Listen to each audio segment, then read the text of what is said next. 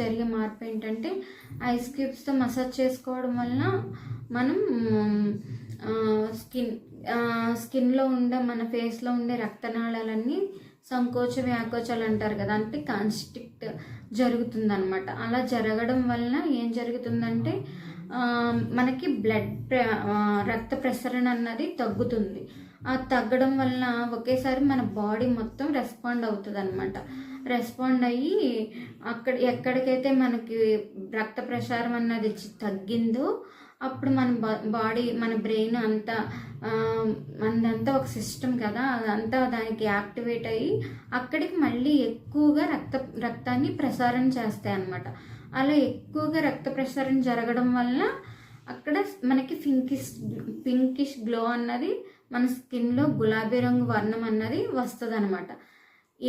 దేనివల్ల అక్కడికి రక్తం ప్రసారణ